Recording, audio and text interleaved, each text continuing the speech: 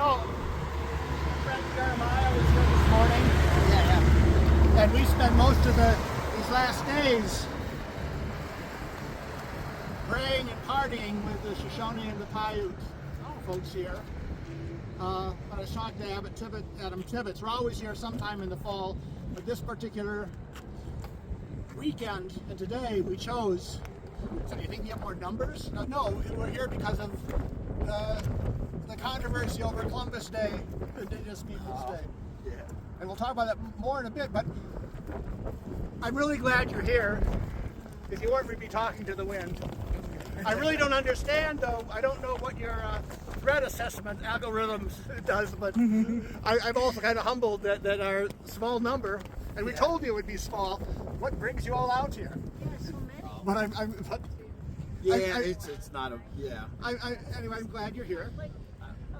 It's good to see you. I feel like we've made some friendships over the years. I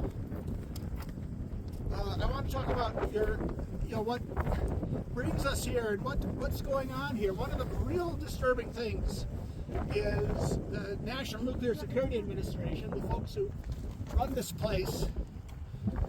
They recently bragged that the newest gravity weapon that's almost like a guided weapon, it's a nuclear bomb, very flexible, easy to use, 25 times more powerful than the Hiroshima bomb. The B6113 is being finished ahead of schedule. And they're very proud of that because of all the tension in the world now. And this is what they say. They want to give the president more nuclear options. More nuclear options. Well, who are we going to be at war with? Norway, because they didn't give him the Nobel Peace Prize. With Venezuela, bombing their fishing boats in the Gulf of Mexico or America. Russia, Iran. I don't be political because I don't think anybody should have this power, but I'm nervous about giving President Trump.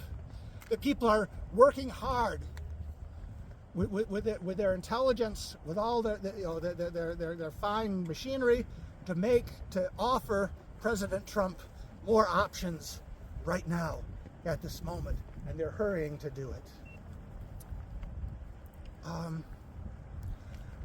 But we chose this day. The president made a proclamation because of the many cities here in Nevada, many states have called this day that had been Columbus Day for many years, Indigenous Peoples Day.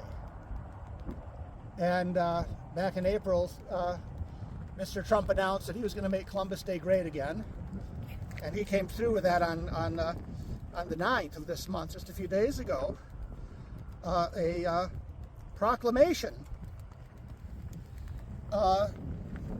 naming this, reminding people this is Columbus Day. Damn it, that's my word there. But that's what he means. Talking about Columbus landing here in 1492, exploring their coast and engaging with their people. You know, if you read your history, the first natives he engaged, tried to get them to give their gold. He had their hands cut off. Christopher Columbus engaging with the people, but he did set a trend for the next hundreds of years. And this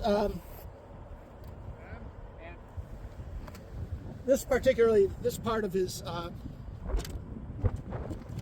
proclamation caught my eye because he's speaking about us. Outrageously, in recent years, Christopher Columbus has been a prime target of vicious and this merciless campaign to erase our history, slander our heroes, and attack our heritage.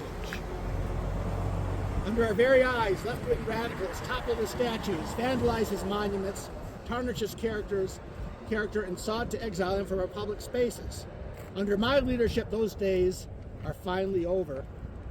Our nation will now abide by a simple truth. Christopher Columbus was a true American hero, and every citizen is eternally indebted to his relentless determination.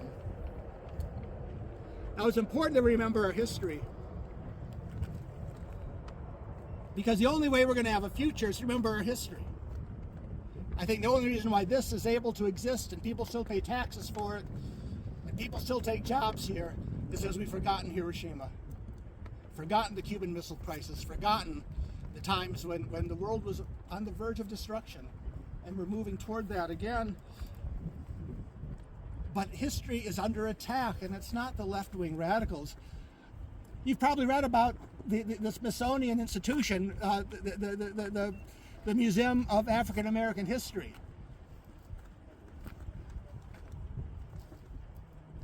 That is being, history is being rewritten there because the president doesn't want people to think of slavery as being bad.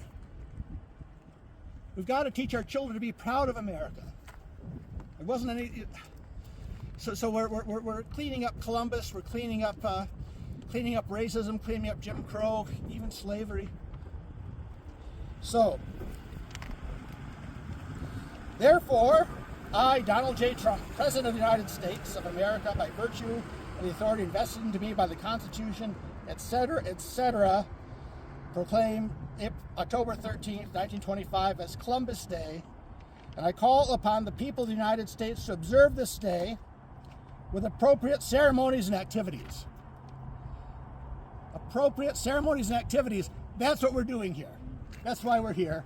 We're here on the invitation of President Trump to mark this day with appropriate ceremonies and commemorations.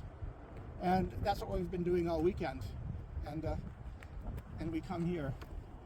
I just have to say, I remember the first time I was here, you're all too young to remember these days, 1987, thousands of people here.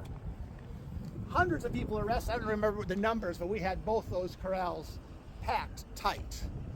And it took hours to process people, even for the simple, getting ID and letting people go.